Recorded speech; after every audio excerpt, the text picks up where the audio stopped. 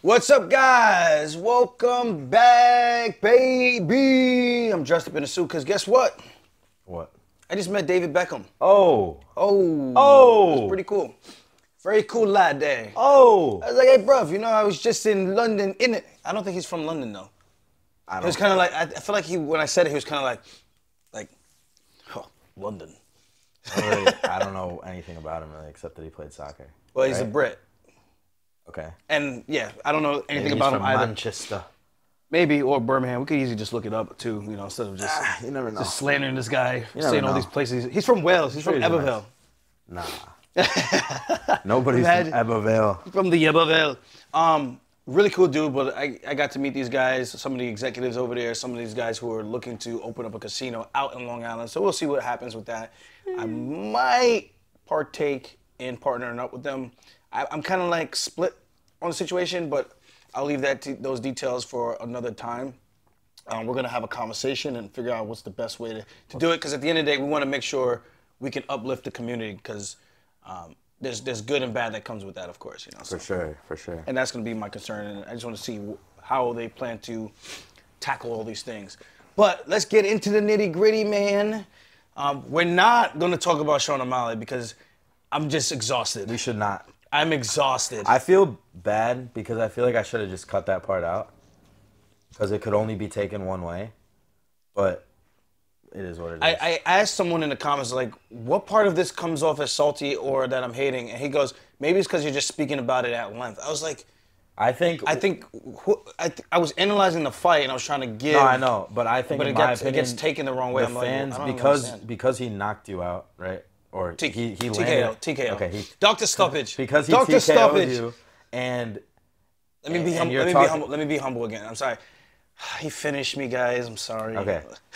So, I think because he did finish you, and you were talking about his one-punch power. Yeah. And he did land a pretty powerful punch on you that didn't shut your lights out, but I think people might remember that as a one-punch, or it might come across as a little hypocritical when you're talking about his one-punch power. Yeah. So I got that. And you're just you analyzing the fight. Yeah. But fans have their own perspective and they want to hear things a certain way, and there's pretty much like one way they want you to act. Which is so weird to me. And if you analyze the fight for what it is, I guess context matters in that case. Yeah, which it does. So Yeah. I definitely agree with some of the fans on that, because I guess I saw a clip, and then I was thinking that the way that they like set it up was that he was like a Francis Ngannou, where he just hits you and walks away, and that's just a fight. That's what I was, but yeah. But that whatever, we're good on that. But that was pretty much the context. But it had nothing to do with like going back to the fight. I'm like, dude, I've been over the fight literally that night. I've been partying since literally as soon as that fight was over and the doctor stopped the ref stopped the fight, I was like, oh shit, because someone passed me a fucking drink. Like, that's how I felt. Relieved right that away. the fight was over so I could go on vacation. Yeah. Yeah. But what were we even talking about before that? I was just saying that we weren't going to talk about that. Yeah, all right. We're not talking about that. But what we can talk about is UFC 294. Two of the fights got changed this week. It was now Kamaru is going to be fighting Khamzat. Winner will get the middleweight title shot next. Against Sean Strickland. Which means Izzy's not getting an immediate rematch. Damn, shout out to the brothers out there not getting immediate rematches. But it's kind of cool because if Kamaru beats Khamzat, he gets a rematch. Then is Izzy going to fight his African brother? Izzy would, I think. If somehow Kamaru pulls this off.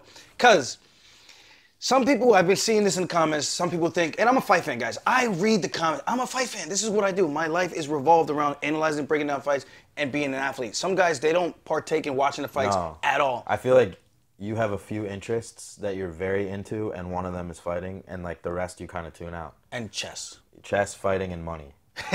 Those are your three like things that and rum now. And rum, yeah. But like, and you tune out the rest of the shit, but you know you're fighting. So anyway.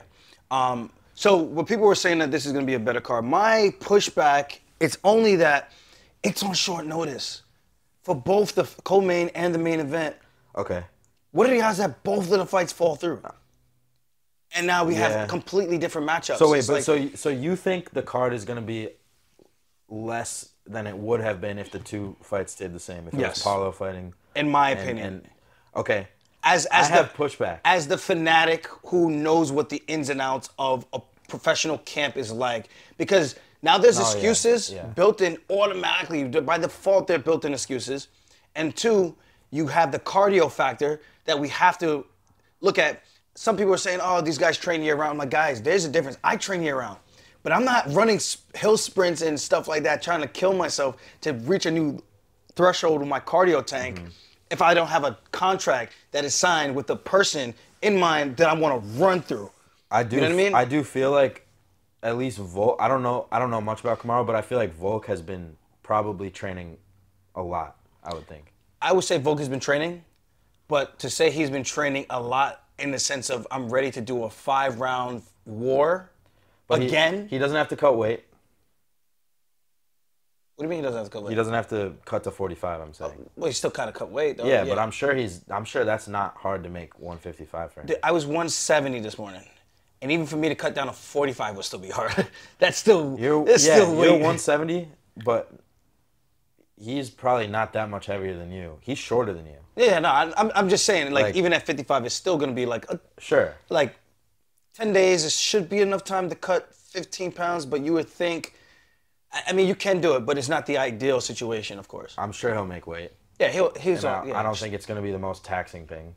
So I feel like Wait, based on what, your experience from cutting weight? well, I've seen a lot of weight. I'm just asking because the way Bro, because I'm the way you're saying- thinking about it is probably the way a lot of people. It's just. No, okay. I'm supposed to have that perspective Yes. on this podcast. And I'm letting you know. Okay. Right. I'm bouncing my ideas off. So you. even if I were to cut down to 55, remember I was gonna wrestle Mike Grundy at 160. I asked him to give him the catch weight at 165. Okay, hold on. You were on a bender for a month straight before that, eating whatever you want, training a couple times a week. I don't think Volk has. I mean, that's a special type of bender you were on. I'm just talking about the weight cut though. But right, and you could have made 160. I mean, I could've. would have been in the sauna a little bit longer than what I was. Yeah, but you were I don't 3 wanna- pounds off. But who wants to do after that? like not even an hour in the sauna? Yeah, but imagine if I had to cut down to 55. I'm just saying it's not the easiest thing. No, I'm not saying it's easy, but he has yeah. a couple weeks, right? 10 days. 10 days. Yeah. So, Cut down from probably about 170, I would imagine. and I'm also going off. I remember when he was the backup last year in Abu Dhabi. Yeah. He said 155 was no problem at all to make. So I think I don't think he had a he's full camp for that either. yeah, but I think he means more so in the way of like it's not as taxing as 150, 145, but so it's not a problem. Like yeah, I can make it. I think that's just the way we talk. It's like when people ask me, can I make 35? I'm like, yeah, I can make it. Like it's not a problem, but it is a problem. Like I know in the back of my mind, like yeah, it's not easy to make it, but I get it done. Yeah, but you couldn't. I don't think you. Oh, I down think 10 you days notice. need- I'd no, say fuck no. off. No, you need like, I think at least 6 weeks to fully get down. To do it the right way. Yeah. Because I could get down sooner if I really wanted to. I just don't really Yeah. want to do it that quick. That's just because I know it's not good for you. Okay, I feel like we're stuck on this point. I feel like. But people need to know weight cutting is. I feel like Volk has a somewhat decent chance to win. I think he always. If you're talking about Alexander the Great, Volkanovski, he always has a chance to win. Always. Yeah, I don't think he's like. I mean, we know Kamaru to be like he's always been talking about his bad knee. Not him, but we know about his bad knees for a while. Yeah. I don't know to what extent he's been training. This could be he was ready for this. 15-pound difference. Or this could be like literally 10 days notice. He had no idea this was coming, and he's just throwing caution to the wind. Yeah, I think he walks around about 190, 195 for Usman. So 85 is doable. That's really. I mean, that's a 15-pound swing. That's a lot different than the Yeah, 10. than 170. Yeah, so I don't know. I just don't like. I just like if I could change my mind and not go to this card, I wouldn't. I mean, I could obviously do whatever the hell I want to do, but I already committed. I'm not gonna back out. Mm-hmm. But if you had both these cards side by side and he's like, you want to go to this one? I would say yes, the original. Then you give me this one and be like, you want to go to this? I'm like, with all these stipulations, I'd be like, nah, I'm good, bro. All right. So, what It's still gonna be a what great do you fight. think's gonna happen? I don't know. I just feel like you don't get. And this What's is the what decrease in quality, I guess, that you're predicting? fight camp, cardio, endurance, tactical game planning. It's it's just going out and just having a fight. Like, anyone could just go out and have a fight. But to have a fight where, I don't want to say substantial. I think the difference with the reason why we have fight camps is so that we could properly prepare ourselves to give the fans the best quality fight that we can give. If I'm not coming in 100%, then it's like, I feel like I'm robbing the people. You know what I mean? Yeah. That's how I feel, because I know what it takes. Like, yeah, it's still a great fight because it's Volkanovski. Yeah, it's still a great fight because it's Usman. Like, those are big names, guys who probably definitely live the lifestyle. Yeah. Former champions, current champions. How can you not like it? But what I'm saying from a competitive standpoint, I'm like, I would have loved to have seen the original. Even with Paulo Costa having a surgery, I still would have rather had seen that, because he had a full camp to prepare and to see what that would have looked like. It's like Bobby Green taking it on short notice with Islam. Could that have been different if it wasn't short notice? We will never know. Dan Hooker, could that have been different on short notice? We will never know. Ally Quinton, Khabib on short notice, would it have been different? We will never know. We only get to see and speculate, and that's what I hate, because then it leaves all these doors open for question marks, and I hate that. It's kind of like we're wasting the rematch with Volk and Islam on an Alex with no camp. I'm gonna throw this Hail Mary, bro. What if he wins though? But if he wins, he's the fucking he's the GOAT. No, of course. He's like the greatest ever. He's already pound for pound #1 in my book. Yeah. I think. And I just think if he were to lose this opportunity, what are the odds of him that he will get another crack for a third time? Not happening anytime soon. So this is, for me, like a make it or break it. Yo, you need to beat this guy so that if you ever really want to become a double champ, this is your one and only opportunity, because Islam losing to anybody else, it's going to be tough for a lot of other guys to beat Islam if they're not named Volkanovski. Maybe that pressure is better than a full camp. Maybe. Volk. I mean, we've seen Michael Bisping come out, knock out Luke Rockhold on 2 weeks' notice, become a world champion, and he said there's something to it. But he trains all the time. He has a very efficient style. Volkanovski has an efficient style too, but he uses a lot of feints and footwork. That's actually pretty taxing. I'm just saying, when you talk about the quality of everything that goes into it, when you look at the styles, you look at everything, it's like you're going to need to be at your best peak. Because if you're not knocking out Islam in round 1 or 2, that's a long 25 minutes in there with that guy. Now, instead of Islam getting tired like he did in the first fight, it might be the other way around where Volk might be getting tired. And I never count on Volk. I'm just saying, I'm just giving my issue with the short notice change. But I'm still going to watch and tune the fuck in, because it's still a great fight. Because crazier things have happened. No, definitely. And it's Volk. I feel like Volk is a wild card. Like, yes.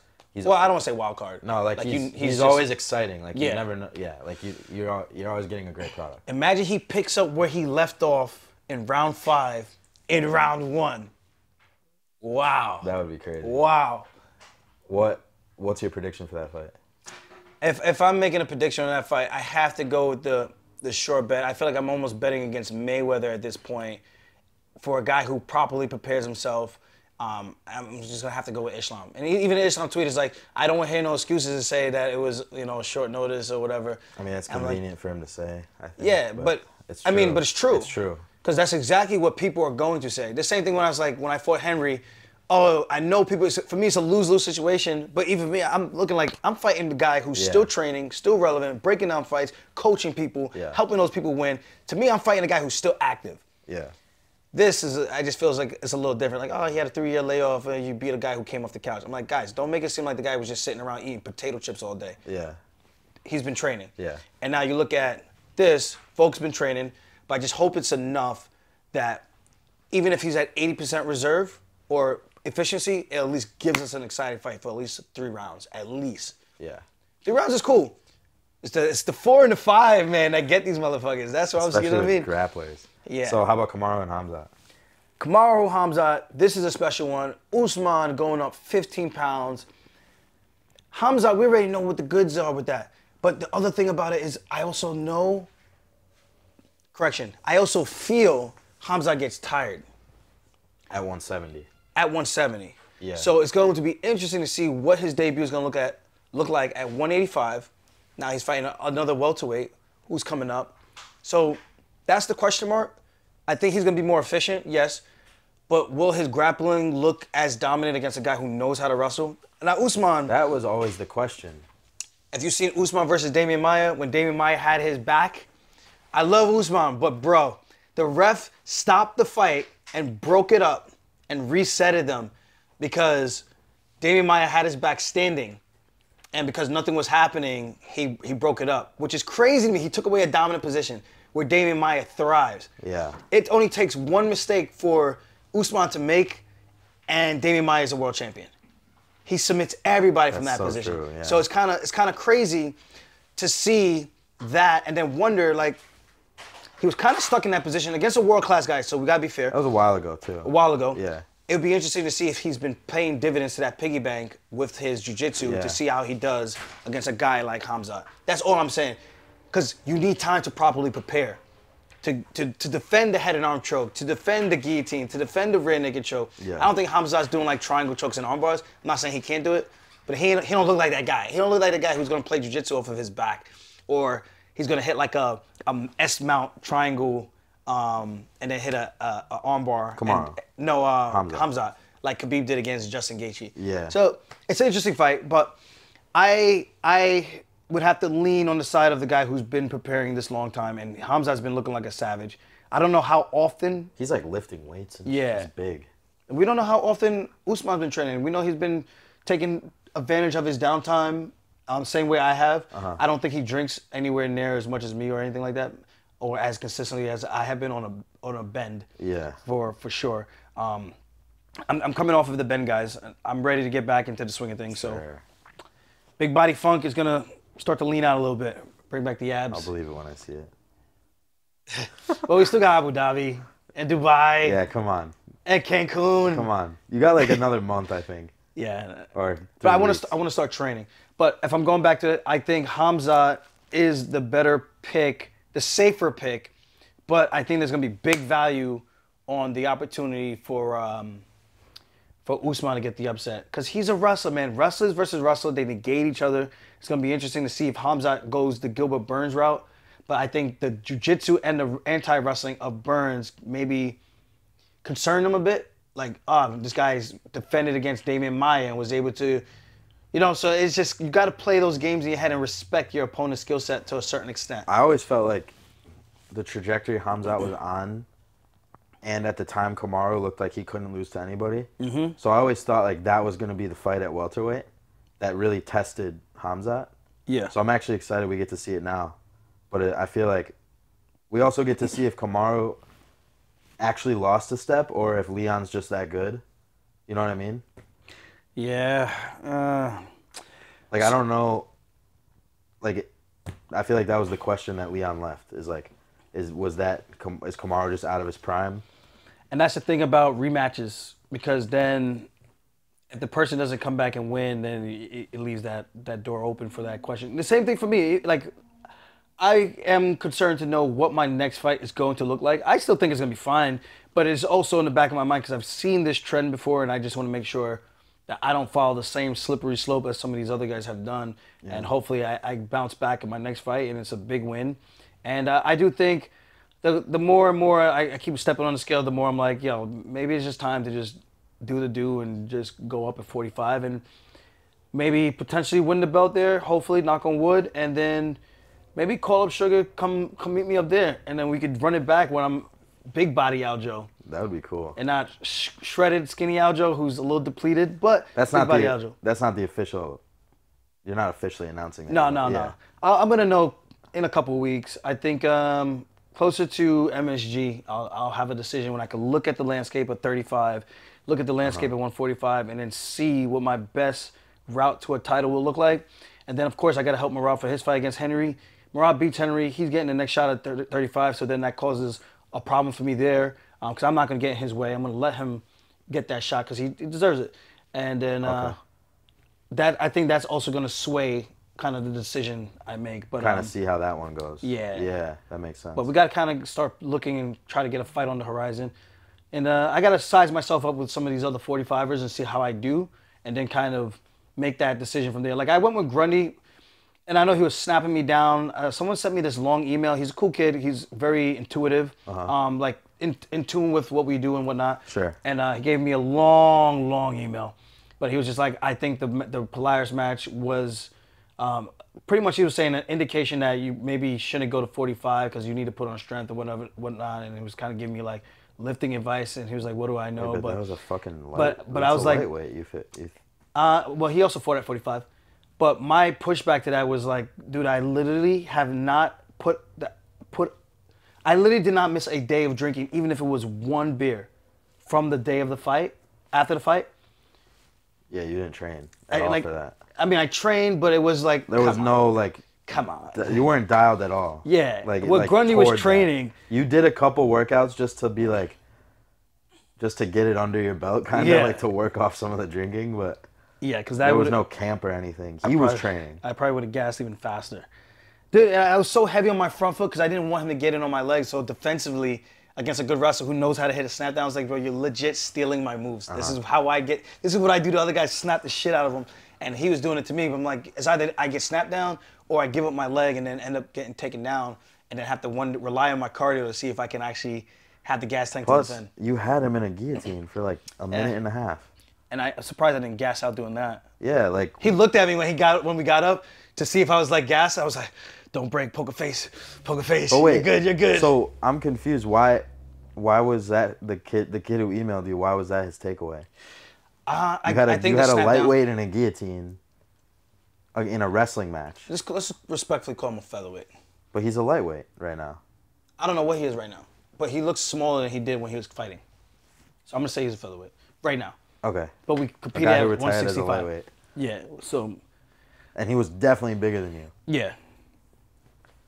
And given everything, whatever, it is what it is. I see his point. I respect his opinion, but I'm also like, well, that's not really a fair shake to judge something where it's like if someone didn't study for a test and then you just completely judged them on that. Like you knew they didn't study whatsoever, and then like expecting them to pass with flying colors. Bro, you're not cut out for college. And I'm like, type shit.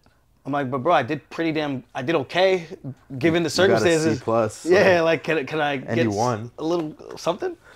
But whatever. Next up, USADA and UFC part ways. Ooh. I have some details. I was listening to the press release that Hunter did with Jeff Nowitzki, and basically, have you paid attention to this at all? So I saw Hunter Campbell made like a statement and talking about like he felt like it was a disgusting thing that they were doing, trying to use Conor as like a media marketing ploy. I didn't really understand. He was saying, I think he was trying to say like they were trying to like exploit, like take advantage of his situation and trying to use it for like their own gain. And I kind of felt that too. I think what he was commenting on was like they made a press release that UFC was parting ways, and then they announced that Conor had just entered the pool, and like all that was kind of. Maybe I'm mistaken. Some marketing media thing that they did. Yeah. That might be it. Yeah. That might be exactly what he was referring to. I don't look too deep into these things anymore.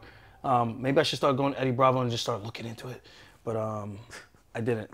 Look into it. But basically, they're gonna do their own thing, but also partner with this other company called True Sport, I think.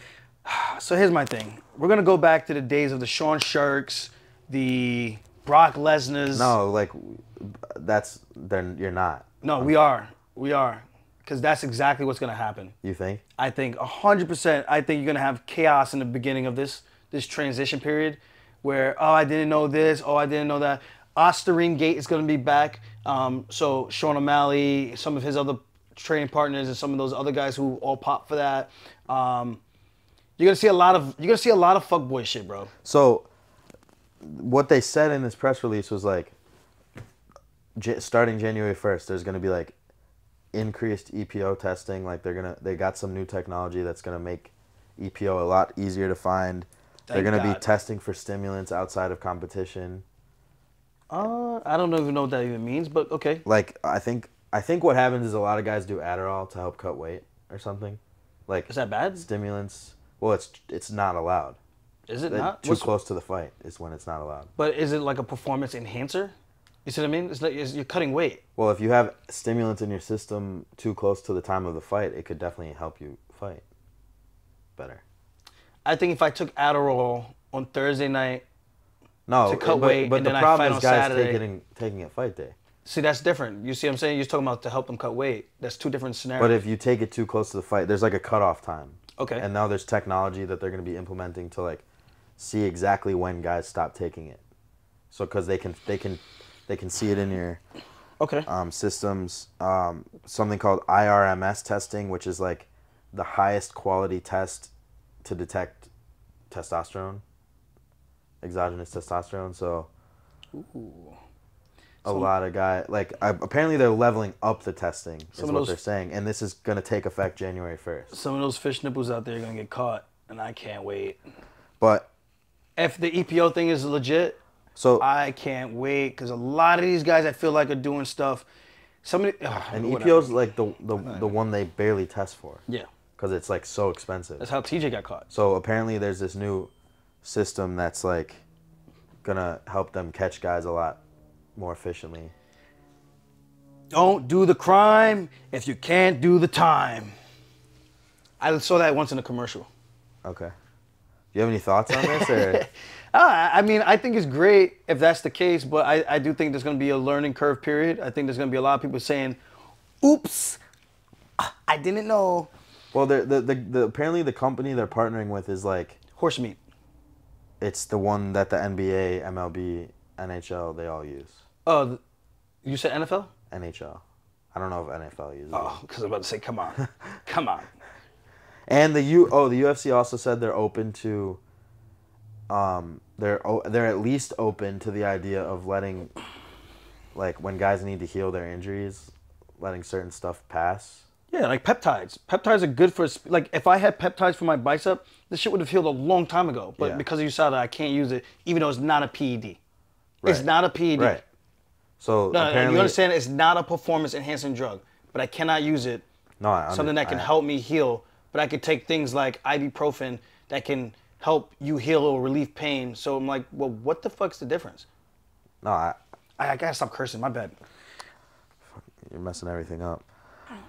So yeah, it seems like it's not gonna be the Wild Wild West again, and they're actually gonna be catching more guys. But who knows how it's actually gonna take effect? Yeah, let's see how this shakes out, and kind of go from there. But I guarantee you, there's gonna be a lot of whoopsies. Oh, I had horse meat. Oh, I had something I bought over the counter. It was a dick pill. You're gonna hear a lot of nonsense. The dick pill one I could kind of get, because if you're like overseas and you get something, because some people do Blue Chew and stuff like that, and all those other tablets, Viagra or whatever. And if you go overseas and they don't have that, I guess you buy the other thing that you could get, and then I guess that could be tainted. So I kind of get that. But if you know that has stuff in it and you're taking it anyway, that's where I don't have remorse for guys, because it's like, what are you doing? No, but Ostarine is a big one. I would love to see what happens with the EPO. Yeah, I do think there's going to be a lot of people getting busted with that if this whole EPO testing is going to be as successful as they're claiming it's going to be. Yeah. Which I am excited to see how that works out. So I'm if that's the case, I'm happy about it. But it just seems like what's my... I feel like it's easy to assume that it's going to be like Brock Lesnar days again, like where guys are just cheating and the UFC is kind of allowing it for financial gain. I could see why people would think that, but I also feel like they're a public company now. You can't just have guys cheating, because a lot of fans don't like that. I feel like a lot of fans don't even care, bro. Yeah, but a lot of fans do. I feel like there's more that don't care. I could be wrong. Guys, let me know. Do you guys care? 70% don't care. Let's ask the fans. We'll do a poll. Do you guys care that if the athletes are on the sauce, the fighters are on the sauce, or not on the sauce? Or let's just say PDs in general. Would you rather it not be on the PDs, or do you like that they're clean athletes? Because it's not an equal playing field, I'll tell you that. Even if it's 25% of the fans care, you don't want to lose them. Oh, of course. And if 75% don't care, then it doesn't matter. But you think those 25%, if hypothetically speaking, would just stop watching cold turkey? Not necessarily stop watching, but cause problems. Let's have two divisions. Everyone's sauced out of their minds on whatever they want, and then a clean division. And then when we have two champions at the weight class, we fucking fight, bro. You want to fight a guy? I mean, I fought guys who've been on stuff, so I ain't surprised. Mother effers. Yeah, but on anything they want there's a difference between a guy who's doing what he can get away with versus a guy who is allowed to do anything they want. That's why I feel like I have a very special gift where if I take you down, I don't care how much sauce you're on, there's very little that you can do. Unless I just get tired before you. which would probably Which happen. would probably happen. They Then probably could suck. just go forever. That would actually suck. Yeah, that would actually suck. All right, and then the last topic was Dillon Danis versus Logan Paul. Ooh, that's a big fight. Honestly, respect to Dillon Danis holding it down. I don't know what Logan Paul threw at him. A mic. He threw the mic at him. And then Dillon threw his. Was it a mic? He hit him with the mic? Microphone. Oh, I thought he hit him with a bottle, Bro. he said. Nah, he clapped his shit, bro. No, and Logan did the fucking chicken dance after that. No, he clapped his He shit. like, whoa, oh, bleeding right away. He hit him pretty hard with the freaking mic. Dude, yeah. I'm just saying, what's the saying? Play stupid games, you win stupid prizes. I'm not saying he was right for doing that, but you can't expect the guy to react the way that you want him to react because he's probably Logan thinking. threw it first. No, I know that's what I'm saying. I'm You like- can't expect the guy to react the way that you think he's gonna react. Probably thinking like, oh, he's just promoting the fight. Probably thinking, oh, it's WWE. I'm just kind of running along with the script or whatever it is that he's thinking in his head. Yeah. But you're forgetting like, yeah, I don't know this guy from a hole in the wall.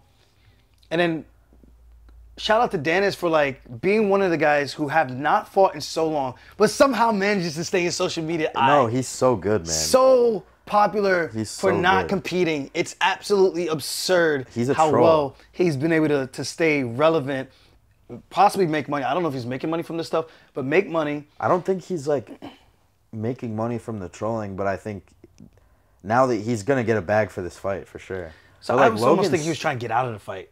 Not I think intentionally. Logan. I think if anyone wants to get out of this, it's Logan. You think so? Yeah, bro. Logan has more money than God. I don't think what Dillon has done to Logan's reputation and his fiance's reputation, I don't think Logan, if going back, would do this again with Dillon. Yeah.